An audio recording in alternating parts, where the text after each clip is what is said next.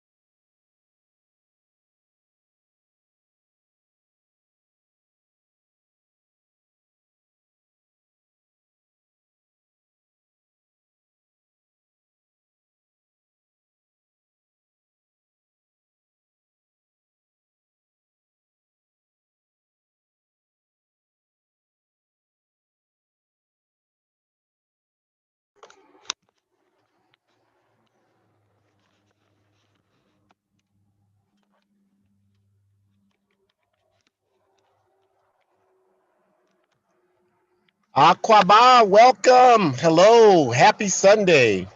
We hope that you are achieving your highest level of mental, physical, and spiritual health today. We're so happy you can join us for this very important presentation of the 116th episode of Our Ancestors' Voices, exposing efforts to slander the relationship between Fidel Castro and Ernesto Che Guevara. But before we start, I just want to full disclaimer, y'all, because we love you. And a lot of times, every week I'm on here and I'm talking about the necessity for us to get organized. And people probably say, well, what is he talking about when he talks about organization? And so I have a great example for you right here, right now in the moment. So on your screen, there is a picture. If you're able to view, you see a picture there. The picture has absolutely nothing to do with the topic of today's program. The picture was taken 5 minutes ago. It is a picture of where I am right now. And I couldn't tell you where I was if you put a gun to my head. It's some town in the middle of nowhere. Um, if I had to name the town, I would call it Ku Klux Klan America. But I'm telling you all this not because I'm worried about the Ku Klux Klan. I'm not, even though I'm sure they're here. I'm sure I just saw them up the block. But because I'm hopeful the internet connection holds. And so anything can happen in the next 60 minutes. So if it doesn't hold, you know why. But I do want to tell you why I'm here.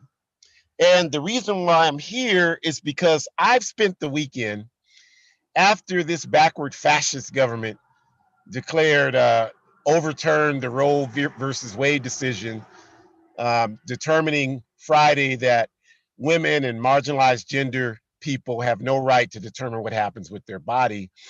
I've spent all weekend up in this rural area with about 100 women and marginalized gender people.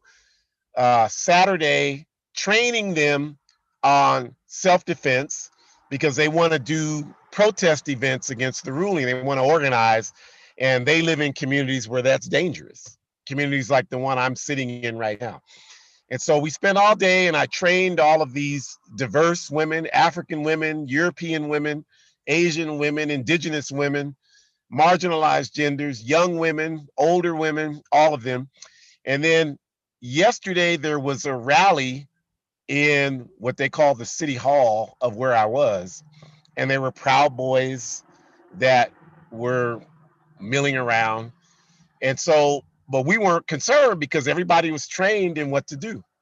So Kwame Ture was correct when he said organization decides everything.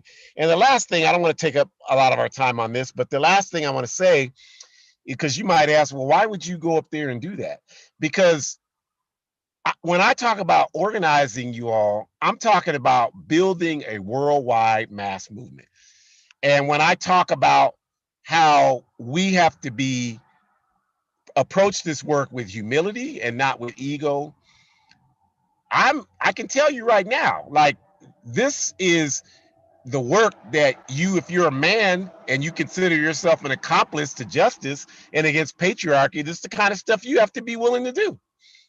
And so, yeah, I'll come up here. I'll do it every weekend if I have to help women and marginalized gender. I'm sure he's a skinhead and a Klansman. This dude, I wish I could show him to you in my camera. He gotta be. If he ain't, they should be paying if he ain't one of them. But anyway, I'm here. Don't worry about me. Just pray to the ancestors for the internet connection. I'm always prepared for whatever I do, so you don't need to worry about me. But I appreciate you all, and we're going to get started. We give thanks to the indigenous people of the Western Hemisphere. I feel them strong where I am right now. This is clearly their land that was stolen from them. It's beautiful land, but it was stolen from them, and they will get their land back. And of course, I would not be able to do this, what I've done this weekend, if I didn't have my African ancestors with me. This is very dangerous work. I've been doing it for a number of years, and God willing, I will continue to do it for as long as I possibly can. But we are going to stand up and fight. And these folks that I work with today, they understood clearly that we have to come together, unify, and organize. So we're going to go ahead and get started today on this very critical topic, exposing efforts to slander the relationship between Fidel Castro and Che Guevara. And so let's get started and do our usual intros. And we will just start by talking about Our Ancestors' Voices is sponsored by the All African People's Revolutionary Party, AAPRP. And the APRP is a revolutionary, independent, mass, Pan-African political party based in Africa. Our objective is Pan-Africanism. We define that as one unified socialist Africa. And our work to achieve Pan-Africanism is outlined in Kwame Nkrumah's Handbook of Revolutionary Warfare, which you see on the next page. And these folks might be trying to figure out what I'm doing. And yeah, just as long as you don't worry about it, it's none of your business. And don't come over here messing with me, because I got God's plan for you if you do. Our Ancestors' Voices is hosted each week by the APRP organizers, myself, Ajamu Umi, and Shakur Umi, my daughter, and trusted and beloved comrade. And so to get us started, I will turn it over to Shakur. Greetings, y'all. Okay, so I'm so happy to be back. Definitely hoping that you all are in good spirits. We're going to talk more about why we need to protect the legacy and the relationship between our comrade Fidel and our comrade Che, and we need to protect it, especially when other people criticize or give false information. It's our responsibility to speak up against it. If you say nothing when you hear the falsities and the mistruths being exchanged, then you are literally a part of the problem. And so we hope to iron that out a little bit more. And I plan to give some examples of why this is important, because we know that our people have been divided before by the US imperialist government. We've seen examples of that with the Black Panther Party. We've seen examples of that with the Student Nonviolent Coordinating Committee. We've literally found letters that were falsely written on behalf of the United States CIA or FBI and sent to Huey P. Newton, Dr. Huey P. Newton, while he was in prison, and on behalf of Eldridge Cleaver. Like, we've seen those documents come forth. So we know that this is a tactic that they've used, and this is why we need to protect it. Not only do we need to protect it because it's not the truth, but we also need to protect it because there's no way to guarantee that they can stop this revolution and the struggle that we understand is growing. We are building to resist that struggle each and every day. So if you don't want to stop the mistruths just because they're mistruths, you should at least correct someone when they are expressing falsities, because you know, and I know, that nothing can stop this struggle. Nothing can stop this struggle. So you might as well release any falsities that are trying to stop the struggle, because you understand that we can't allow anything to get in the way of this. We need to move forward. And even as we talk to you now, my dad is going to make sure that he maintains what he needs to maintain, but we're still trying to come to you as strong as we can. I apologize for missing last weekend because I wanted to be here, but capitalism got in the way. So, we just continue to try to move forward and deal with that as best we can. And so I just want to start off by saying that, at this point, I want to say this is our 116th episode. We have tried to iron out really clearly for you that there is nothing humane about this capitalist system. That's the first thing, which would explain why the mistruths exist in the first place. Because if it was based on truth, then they wouldn't be pouring out lies.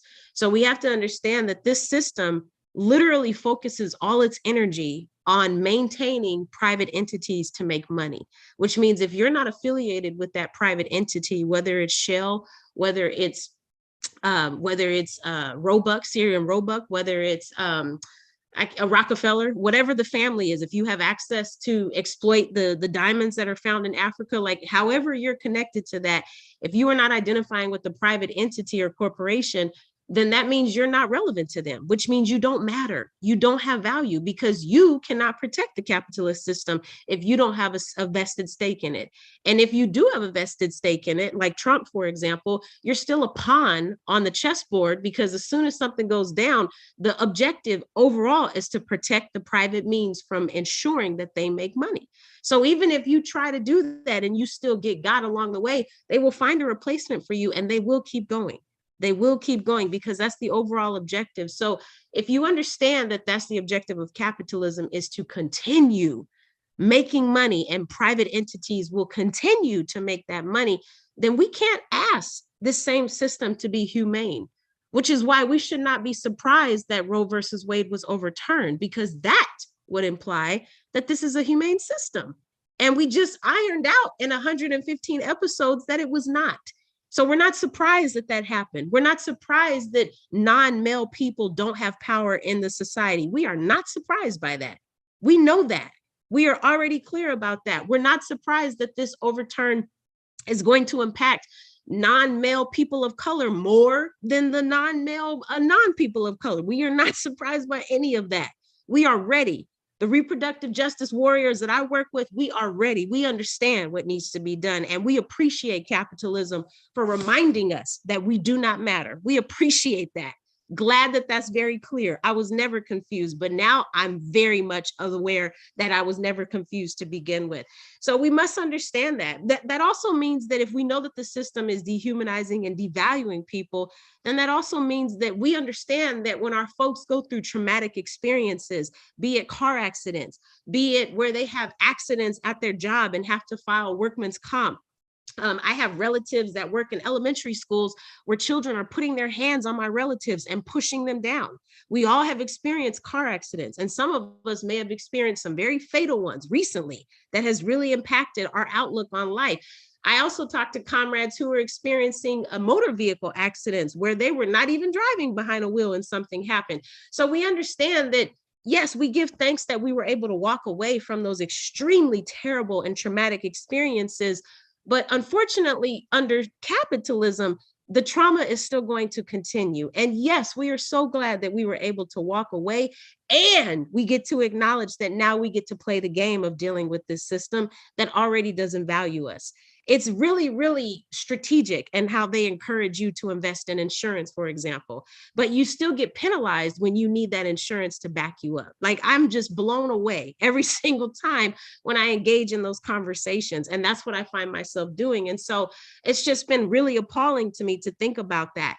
Even before Roe versus Wade was overturned, I recently learned back in January of this year, Arkansas, which you know is a red state, and you also know that it is a Bible Belt state, so you know that they were very pro-life and very anti-choice.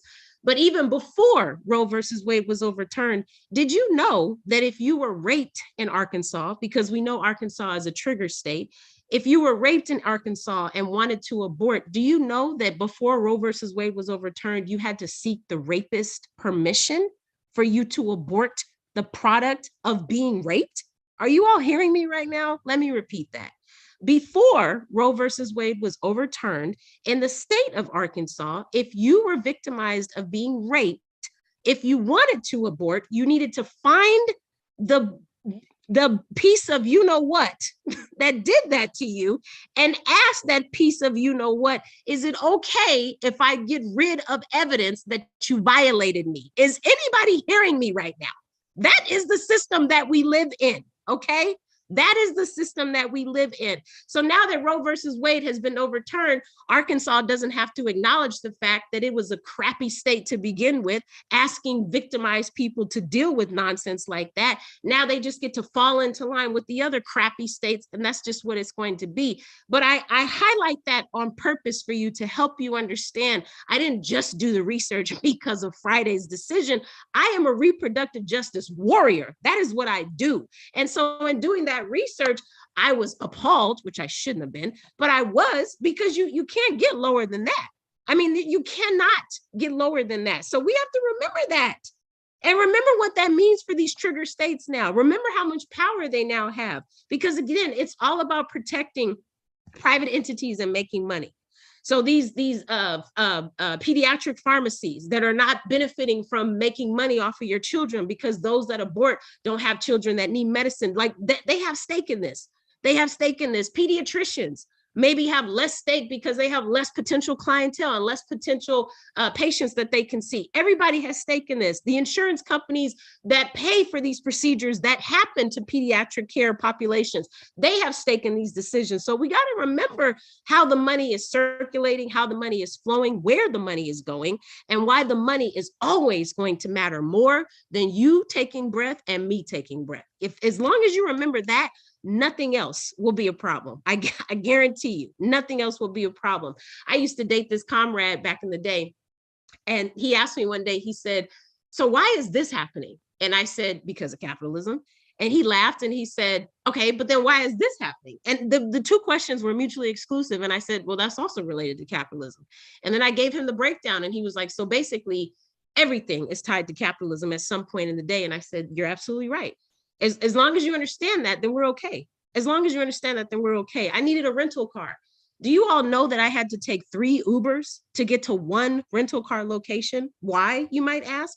Because the first one I looked up was located 6 minutes from my apartment. And when I Ubered there, they had relocated to another building. Okay, that's fine. So then I took a second Uber and went from that building to the address that was listed on the first building. But the second building didn't even exist. So no one needed to communicate with Google and say, this building doesn't even exist. I'm just going to continue to lie about the fact that this building exists. So now I've gone to the second building for the day, needing this rental car, and I still don't have access to it. And so then I just decided to go to a different city altogether. Let me just leave Memphis and go to a different city. And when I got to the third location, the location existed, but then they couldn't find my reservation number. Why am I telling you this? I'm telling you this because it is a privilege to have a vehicle in a system that doesn't value you. And even when you have a vehicle, you still do not matter. That is what I am telling you. And the cards, I have not set it up for the cards to be dealt where I get to deal with all this nonsense. This is happening to everyone because capitalism does not care how inconvenienced you are or the fact that you have to take 3 Ubers to get one vehicle. They do not care. I'm laying that out on purpose. We all could share our stories about how we've been dehumanized. So we got to continue to think about that. I highlight that to say that socialism is not perfect. No, it's not. But it's much better than the system we're living in right now. And I'll tell you why. The one reason that socialism is not perfect is if we continue to have systems in place that are promoting oppression under socialism, then we might as well stay with capitalism. Patriarchy, for example, under socialism is the biggest oxymoron you can provide. Islamophobia under socialism, such an oxymoron. So it doesn't even make sense, to exist in a socialist society if you're still going to diss people and if you're still going to make them feel like they're not relevant or like they don't matter.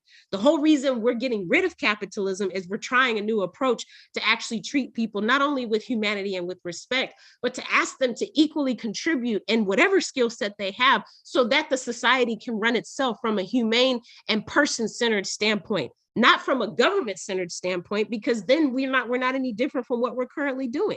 And so if we are to remember that socialism empowers people and exposes their humanity, then the opposite of that is true for capitalism. Capitalism destroys people and reminds them constantly that they are worthless. That's what capitalism does. When we think about the Cuban Revolution, we have to remember that everything is strategic, even down to the AAPRP organizing African Liberation Day.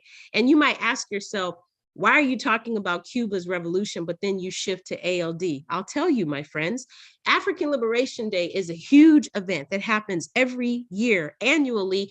And the whole reason we celebrate African Liberation Day is to promote that Africa is not free yet, but we are working actively to make it so that it is.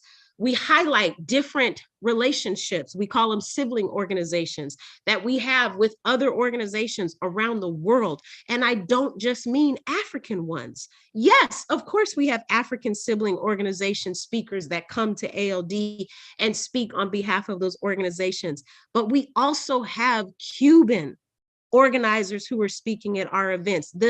Our main headquarters that has a main chapter in Guinea-Bissau has a Cuban embassy in Guinea-Bissau. Like, there's a reason for that, you all, because our relationship with Cuba goes back before I was born, depending on your age, maybe before you were born. And for a lot of us, before we even understood that Cuba was down like that, because Cuba was fighting for us before we even knew that Cuba was fighting for us. Cuba was making it happen so that it could make sure that it had our backs. We know when the pandemic first hit, as soon as they had enough antiviral treatments, they went specifically to African countries. They went to Italy and other parts of the world too, but they went specifically to African countries to make sure that we had that antiviral treatment and we had access to that.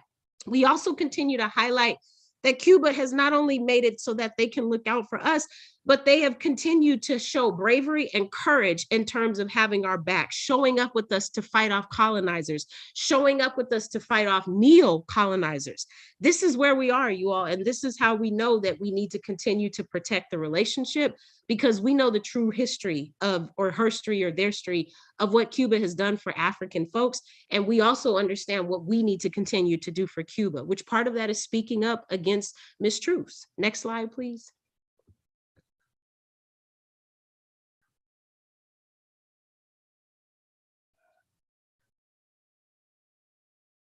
All right. So wrapping up, and I'll give the floor back to my dad. I just want to highlight again, we need to make sure that we know the history of Cuba. I always make it a priority and a purpose, and we talk about this in my work study circle. Every chance you get, you should be bringing up Cuba. You should be agitating people on how much knowledge you have of Cuba. And if you don't have any knowledge, then you have some political education makeup, remake, whatever, revamping that you need to do. I'm constantly bringing up the health of Cuba because that's my forte. That's what I know. So I'm constantly asking people, what other place in the world? And I bring this up in my classes all the time, and none of my students know anything about Cuba. So I always bring up in my classes to teach them, especially because I'm teaching public health advocates. Why not use the public health example in the whole wide freaking world that helps us understand this a lot better? Cuba is the only place in the whole wide world that has eradicated HIV transmission between laboring parent and child. That is amazing. You can't just brush that under the carpet like, yeah, that's pretty cool. No, that's amazing. That is amazing, especially if you look at the stats and the statistics that show you how many people die of HIV and how many children die from HIV because of the vaginal transmission. So we got to continue to highlight that. We have to remember that Cuba has always put people's wellness before their own economic benefit, and they still find a way to achieve their economic goals in spite the US blockade that has been enforcing them and blocking them from getting the resources. They have thrived despite that blockade, because that blockade is not going to stop them from doing what they need to do. That blockade allowed them to get the antiviral treatment out before Pfizer even had a pilot vaccine for you to take. So we have to continue to remember who we're dealing with. We're dealing with an organization and a country where people actually matter, y'all. And I know that doesn't make sense to you because I just told you that you live in a society where you don't matter. But you must understand why it's important for you to get a passport so you can go see for yourself.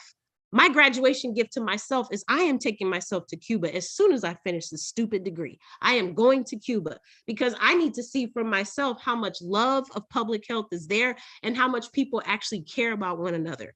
And I'm not familiar with that here. So I need to see that from a different lens. I'll wrap up by saying that we need to remember, again, as I said, Cuba has showed up for us. They showed up to resist colonization. I mentioned the embassy that they have in Guinea. I also want to highlight for you that they were with us to help fight with the apartheid in Azania and whatnot. There's other examples of their alliance and their solidarity. And so just thinking about that, we're thinking about the safe haven that they have built for our African freedom fighters like Robert Williams and our comrade Assata Shakur. Cuba was very clear that our African warriors needed a safe place to come, and they welcomed them with open arms. They didn't say you can come, but you got to leave 5 minutes from now or get some water and then you can go. They are still welcoming our comrades because Cuba understands the contradictions that the US and Europe and other imperialist entities have, and they are willing to stop at nothing to show up for us. So let's show up for Cuba and let's know our facts when we do it. If you are not in an organization, join one that is working for justice. Ashe.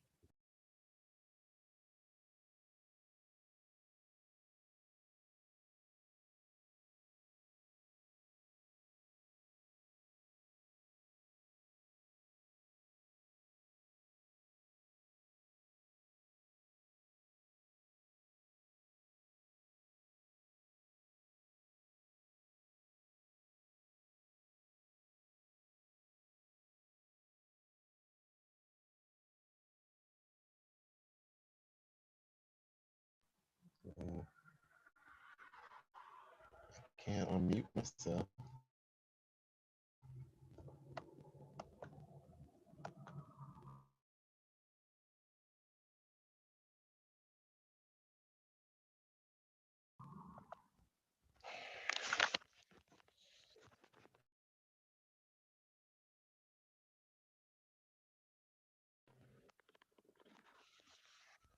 Oh, fuck, what the fuck?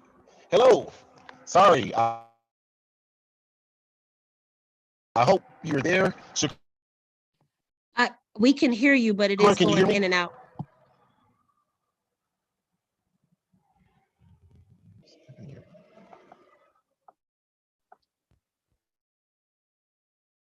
So I'll try my best.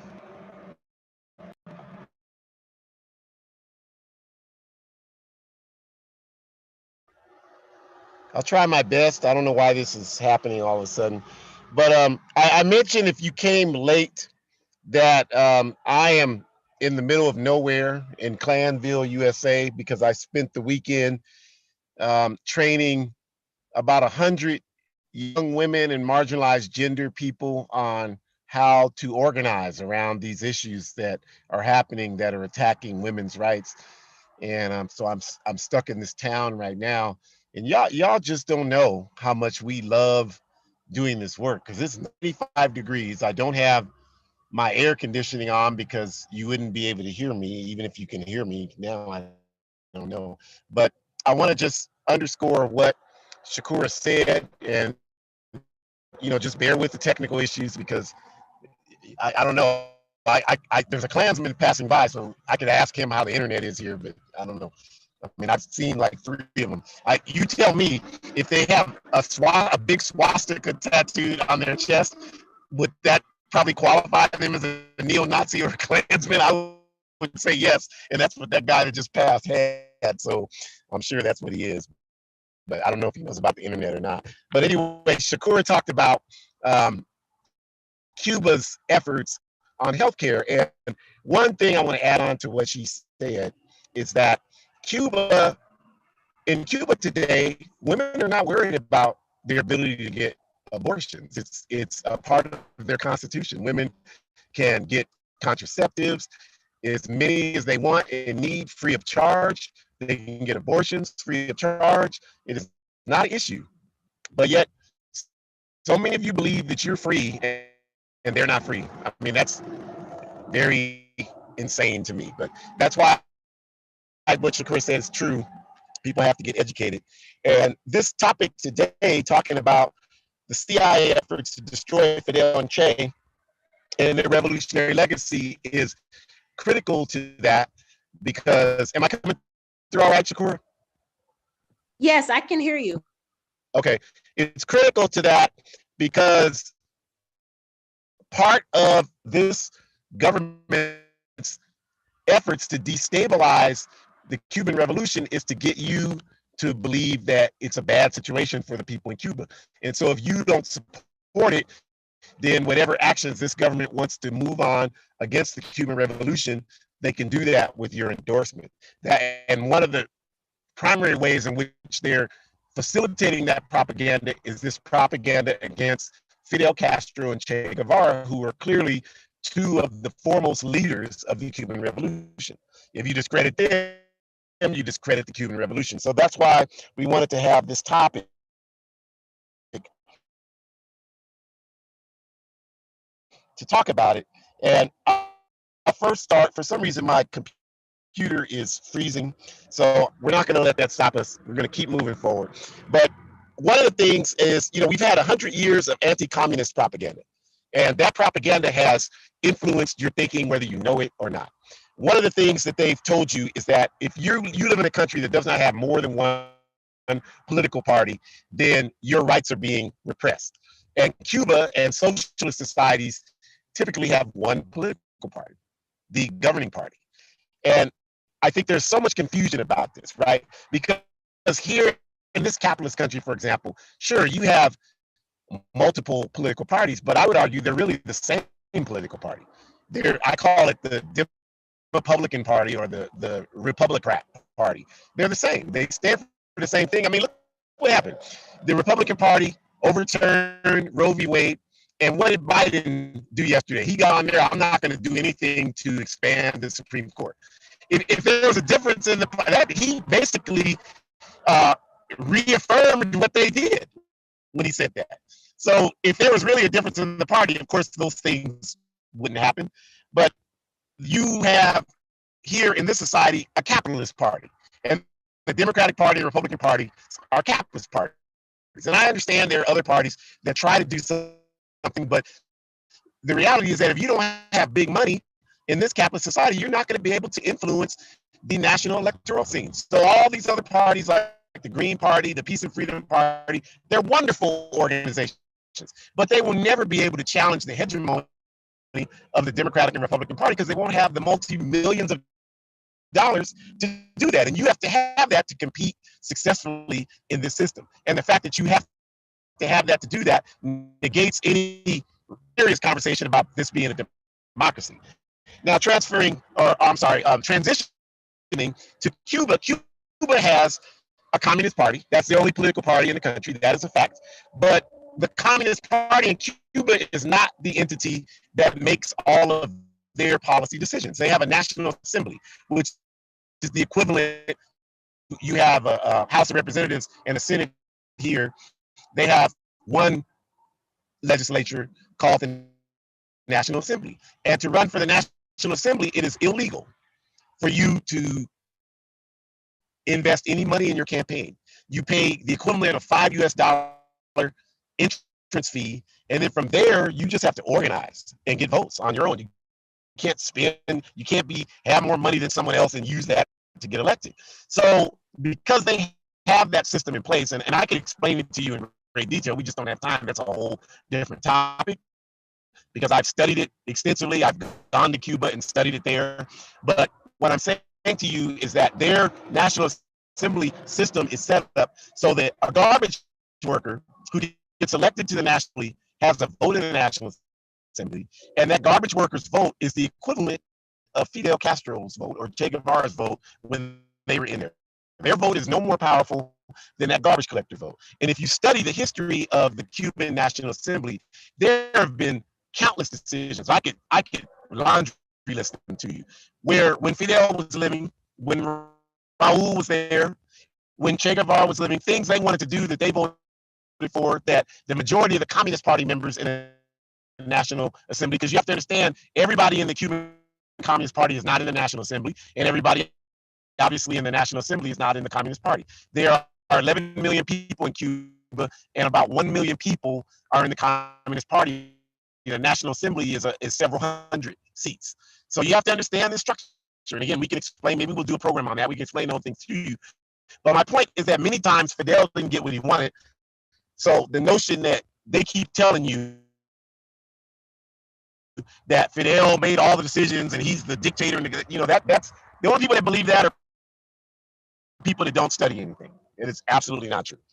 And then another thing that they want to say is they want to discredit the legacy of Ernesto Che Guevara by saying he was a murderer. That's a common talking point on the right wing right now. And if you're not careful, you'll believe some of that. I encounter people, good people, all the time that believe that because they just don't know any better. And so we want to make it clear when we talk about Che Guevara what they're talking about, because they'll tell you he's a murderer. And I ask people all the time, well, what made him a murderer? Well, I don't know. They just heard that on Fox News, and that's why they think that. Well, what they're referencing is the La Kibana Trials of 1960. And what happened is when the Cuban Revolution triumphed and they ran Batista out of power, the Cuban government placed Che Guevara as the Minister of the Interior. And what that meant is he was responsible for organizing the various sectors of the country, and especially on legislative and judicial matters. And so what happened is that the people of Cuba were so incensed at the violence that had been committed against them for years by the Batista regime that the people who were affiliated with Batista, even if the people thought you were affiliated with Batista, but you weren't, people wanted to murder you. People were going to people's houses, dragging them out of the house. The Cuban government dispatched Che Guevara to La Habana in his title as Minister of the Interior, and he oversaw the trials of over 500 people. Now, about 350 of those people were executed, and probably close to 100 of them, it's possible they're executed in error because it happened so fast and there was so much pressure to do that. Now, nobody is excusing that, but what we're saying is that when that happened, the Cuban government immediately acknowledged it, and reparations were paid to the family. Now, you got millions of people who've been wrongly incarcerated in this country, and not only has there never been any acknowledgement of that, there certainly hasn't been any reparations, but there isn't even a statement that acknowledges there might be the possibility that some of these people may not be in prison. There isn't even any of that here. So this country is in absolutely no moral position to talk about Cuba making a new young country that's under tremendous pressure by imperialism, making a mistake with 100 people. It's tragic as it is. This country is in no position to make a moral judgment about that.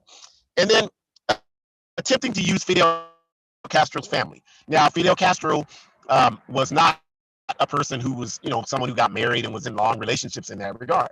So he did have children. And a lot of those children, several of those children have left Cuba years ago, decades ago, and live in southern Florida, and they're actively speaking against the Cuban Revolution because they don't like their father for whatever, family reasons. They don't like their father. But my point for that, I'm not qualified to speak on what Fidel Castro did or did not do as a dad.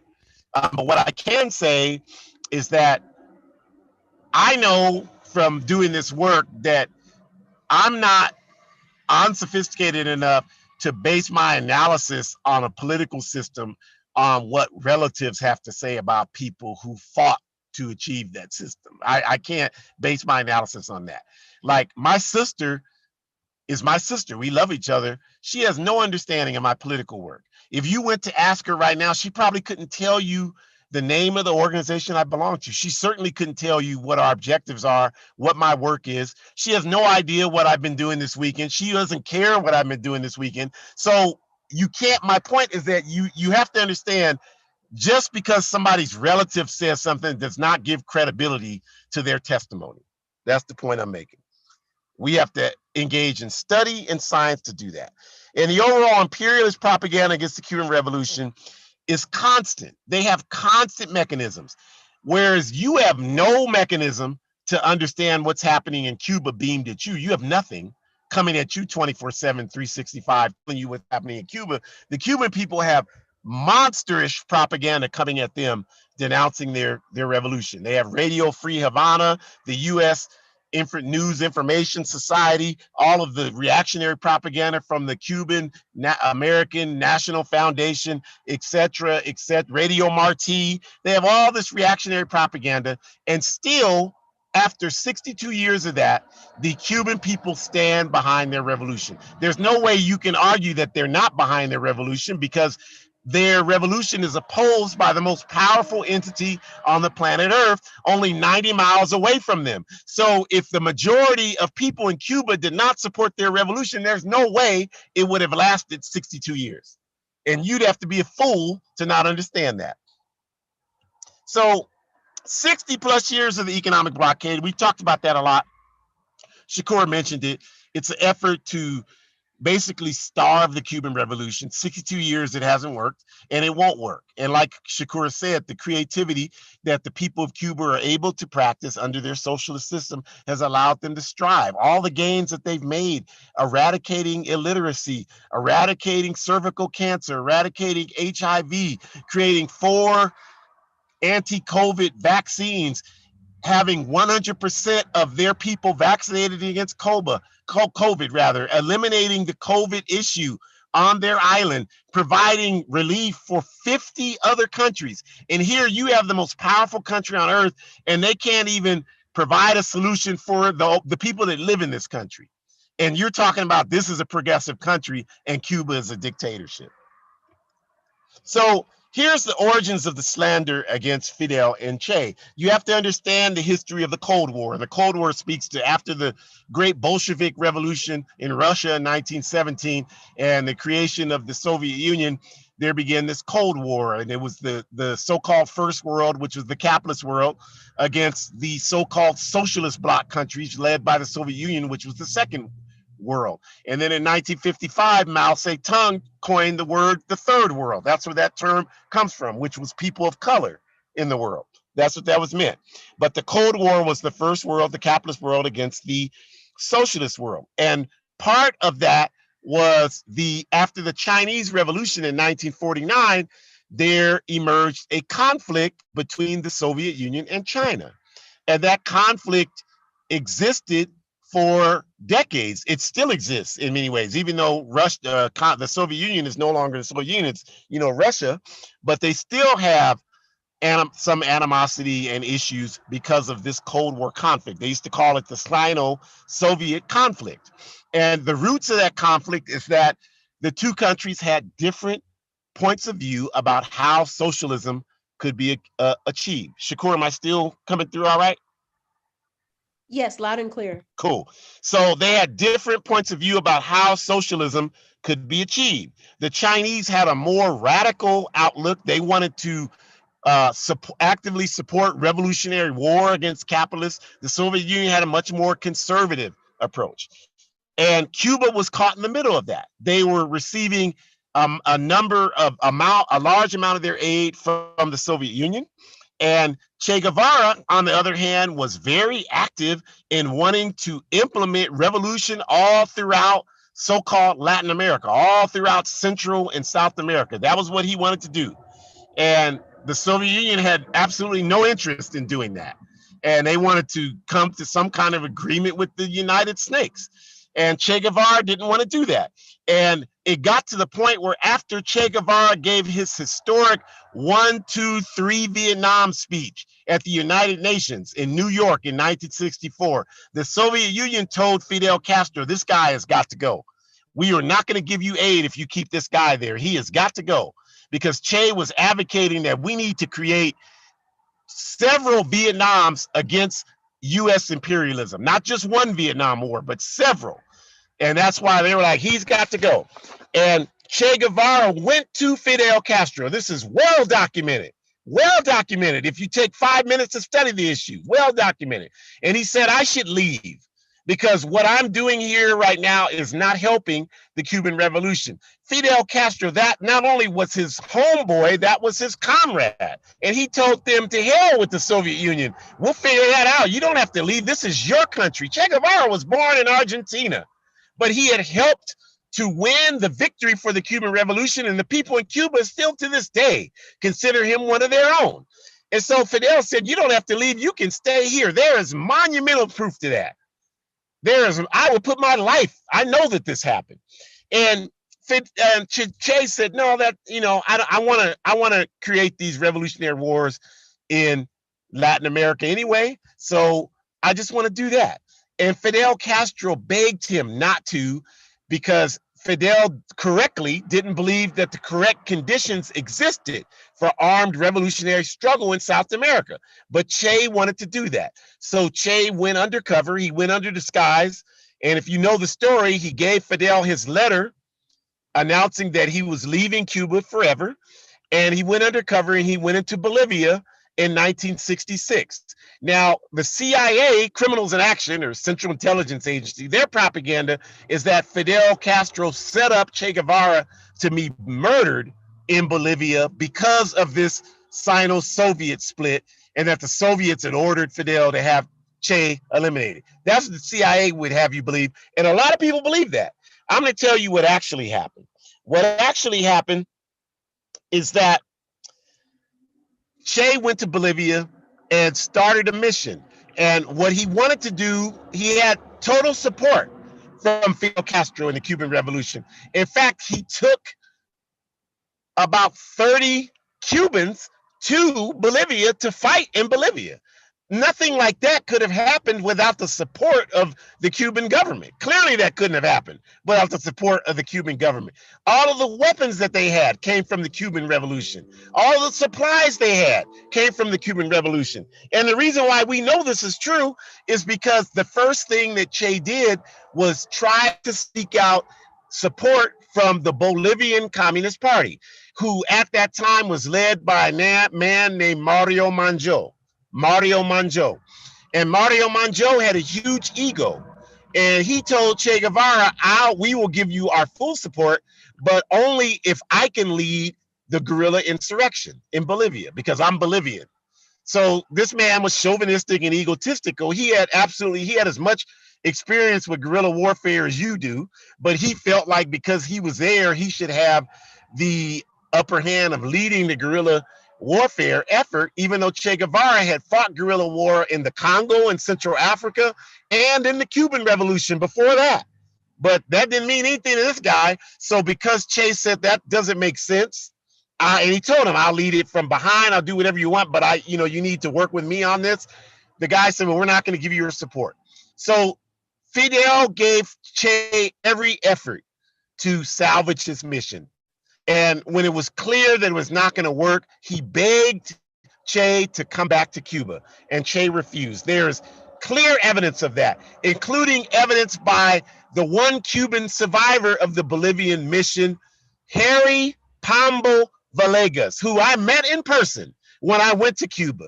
He was rescued out of Bolivia by Salvador Allende, the then soon-to-be president of Chile, president of Chile, who was assassinated by a CIA assassination-led attempt in 1973, led Pombo back to Cuba. And Pombo has wrote a book. He just made his transition last year, Pombo did. He wrote a book outlining all of these things I'm telling you and what happened in Bolivia. And so as a result, Che was stranded in Bolivia by his own desire to complete this effort he started. And because the Bolivian mission was cut off from the Bolivian Communist Party, and the comrades there did not have the resources, they did not have the connections with the Bolivian people, they were isolated in the Bolivian countryside, and their numbers whittled down to no more than about 20 combatants, and they only had a couple of Bolivian combatants. The Perito brothers, Coco and Inti Perito, who were assassinated by the Bolivian government and the CIA. So that's how Che Guevara ended up being assassinated in Bolivia. It had absolutely nothing to do with Fidel Castro. Fidel Castro was crestfallen that his friend was killed in Bolivia. He did not want that to happen, and he did everything in his power to ensure that that didn't happen, including there's a book called Haiti. You should check it out. It's about this woman, Haiti Bunk. She was a woman from Germany, a blonde, blue-eyed woman from Germany who went to Cuba as a Spanish interpreter. She worked in Germany as a Spanish interpreter, and she ended up going to Cuba, and she ended up joining the Bolivian mission, and she was assassinated in Bolivia along with Che Guevara.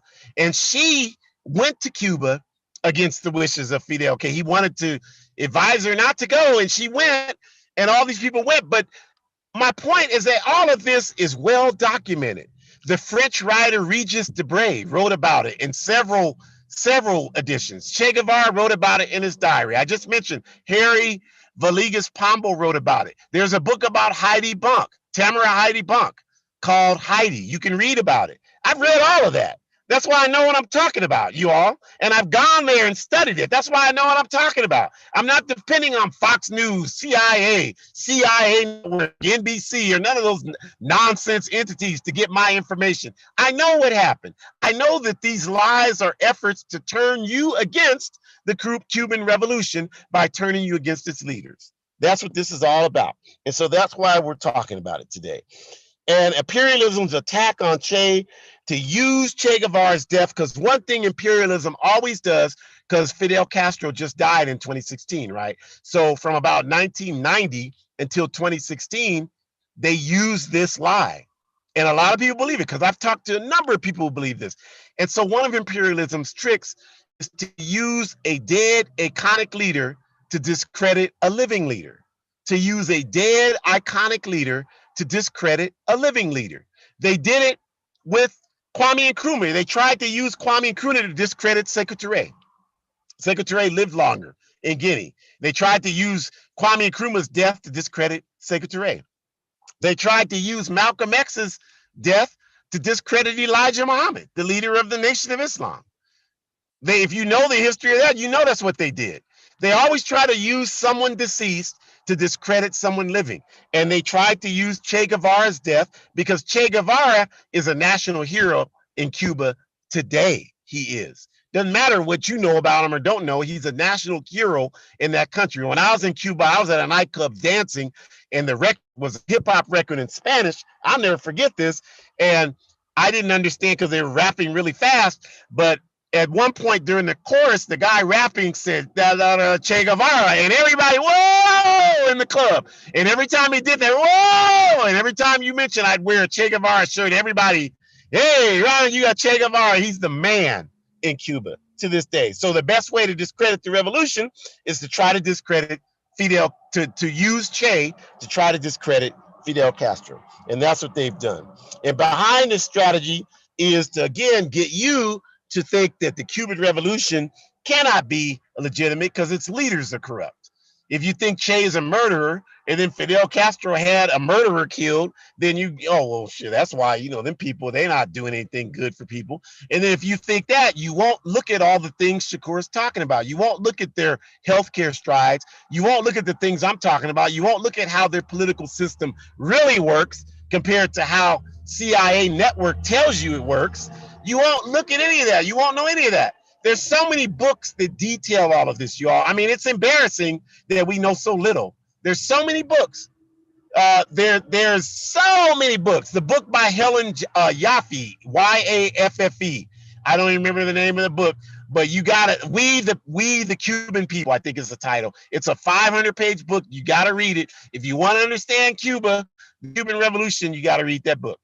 You can't just go there. If you go there, you understand it to some extent, but you understand it a lot better if you study it. And that's how you do that.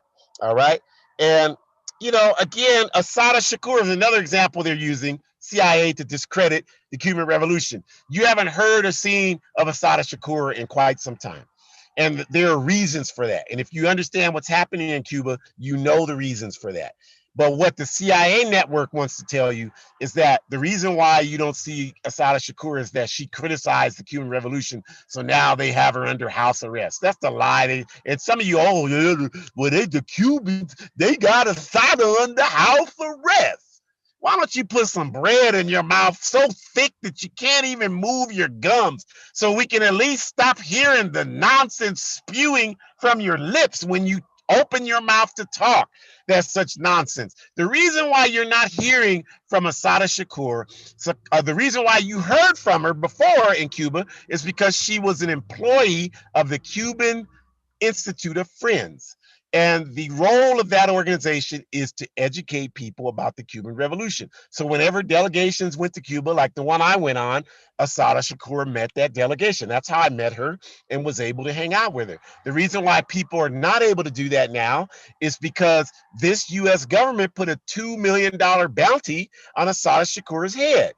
And more people are going to Cuba now. It used to be only revolutionaries would go to Cuba. Only people that were verifiable. Now any old clown can go to Cuba. If you have the money, any old clown can find a way to get there. So some of these people might try to get there and kidnap our sister. And the Cuban government knows that. So they are protecting her. And the best way to do that is to keep her out of the public eye. They are not holding our sister under house arrest. Stop believing that stupid nonsense. That's the CIA trying to turn you against the Cuban Revolution. That's all that is.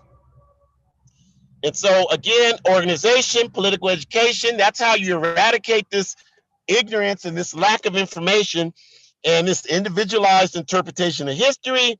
And we cannot continue to go through the world on intellectual autopilot. It's extremely dangerous for us. And if we think we can, what happens is we unwittingly submit to the enemy's anti-people's class talking points and propaganda, and we begin to unwittingly become propaganda mechanisms for the people that are oppressing us. That's why we can't do that. And so if we have no organization, we are going to continue to have these problems. What are you waiting on? Please get organized. And the last thing, I just want to talk for a little bit about what I've done again this weekend. Again, if you didn't hear, I showed a picture. I'm in bum, you know what, USA, Klan County, USA. I think this guy, I'm gonna ask him if he's a Klansman or a neo-Nazi or a Proud Boy, or probably belong to all of them. I've seen like 3 or 4 of them. Like I said, if they got a swastika tattooed across their chest like the last guy, they got to be affiliated somehow. The other guy had a Confederate flag on his car, so I'm sure that's who they are. I'm sure that's what they do here. But I was training 100 women. We spent all day yesterday, rigorous training. And then the town we were in, which is a redneck town, they had a Proud Boys rally yesterday in this little town, 25,000 people, in support of the Roe v. Wade decision. And so these women wanted to organize a protest speaking up for women's rights. So we wanted to make sure they were organized and prepared. And we went out there at 6 p.m. yesterday and we had our rally. Proud Boys drove around the block, but the Proud Boys are proud enough to understand that if you stop and get out this car and mess with this crowd, your mama is going to be looking up a death certificate. So all they did was honk their horns and yell obscenities, but they knew better than to come over there. I don't know how they knew better, but they've dealt with us before, so they know. I'm not telling you where I was because these rural freedom fighters, they live with danger every day for the work that they do. It's not like you in the cities, you can say and do whatever, nobody gives a damn. Those people live with danger for what they do. I come up here and work with them, so I know they live with danger. So I'm not going to exacerbate their danger by telling some of you that lack political discipline, you know what they doing over there, they doing that, and that'll give, then you'll be talking to the Proud Boys, telling them, not even knowing what you're doing. So the point is that people are organizing, y'all. People are not giving up. If you're sitting here disillusioned, upset, frustrated, you don't understand. This is a time for us to get to work because we will win if we do that. I ate breakfast at a Sherry's this morning, and there were 2 young white women food servers in there, 6 o'clock in the morning, because I had work to do before the session today. And they were talking about it. And I explained to them why I was there in their town. They were wondering because there's no Africans that live there. So I was explaining to them, and they were like, I wish we would have known, we would have come to that rally, because we are not, I'm the one young woman said, I'll die before I let myself and my daughter have our rights to decide for our bodies taken from us. So I gave them the contact information for the young women who are that I train and organize. And that's how we're going to win, you all. These are 2 working class women. They're not activists. You got to talk to more than just activists. You got to talk to more people than just people that already know what you know and know more than what you know. We got to talk to people that can build this so that we can have capacity to win. All right. And I know this because I live my life doing what I've done this weekend. That's why I'm so optimistic. If you just sit in your house all the time and watch TV, well, of course, that's the whole design behind that, to make you pessimistic, to make you think nothing is happening in the world except you watching TV. There's a whole lot more than that happening in the world. So join us next week, you all. We appreciate you being here. You do not have, oh my God, this is the wrong thing. I apologize, but you want to definitely join us next Sunday. If you don't join us anytime at all, Shakura had a wonderful suggestion. The topic next Sunday is not cryptocurrency. We're going to do that, but I forgot to change it. The topic next Sunday is white supremacy symbols. So we're going to show you a number of commonly used symbols in the white supremacist community. Not the obvious. We're not going to talk about the swastika and the Confederate flag. You know all that. The SS, you know those. We're going to talk about the ones you more than likely don't know that are all around you. I see them all over this place I'm in right now. And so you can know, because these people are dangerous. The people that use these symbols are dangerous. They're terrorists. So you need to know when this is around you. So join us next week, 4 to 5 p.m. Pacific time. We're going to be talking about white supremacist symbols. All right. Go to the APRP forward ever shop. Go to aprp-intl.org. Join the APRP. It feels so good to say join the APRP sitting in this horse buggy town. I just love that. But I don't mind. This is indigenous people's land. It's beautiful. It's their land. They're going to get it back. Y'all going to get your land back. This is yours. You're going to get it back. And please watch all of our programs that you see on the bottom of our screen. We have a lot of wonderful information. And I'm going to let you go. I sold 20 books, A Guide for Organized Defense Against White Supremacist, Patriarchal, and Fascist Violence. I only took 20 books because I wasn't going there about my books. I was going there to be a male accomplice, a revolutionary male accomplice, because that's what I do. That's who I am. But I wanted to sell the book because that's how I finance being able to go places like that. And I sold 20 books in 10 minutes. And so please buy the book. If you bought it, buy it again, give it to somebody. Several people bought books. They just said when I ran out, they went on and bought books offline because they said, I want to sell these. We need to work together. That's what I'm talking about. So do that and understand, you all, that we will win. We're just waiting on you. We'll win. We're going to win this fight. I don't have any doubt about that. Victory is certain. That's one of our comrades in the APRP in Kenya says all the time. You say, how you doing? He says, I'm doing great. Victory is certain. Victory is certain. We are going to win. Do not be discouraged. Turn that damn TV off. Get out and talk to some people, and let's wage this fight forward ever, backwards never. Have me in your thoughts. Our ancestors are great. I got a 6-hour drive to get back to Sacramento. It's going to be dark. It's going to be late. So keep me in your thoughts. And we appreciate each and every one of you. Forward ever, backwards never. Our ancestors kept the internet going for us. I believe that, even if nobody else does. We love you all. We'll see you here next week. White supremacy symbols. Forward ever, backwards never. Have a great rest of your Sunday evening.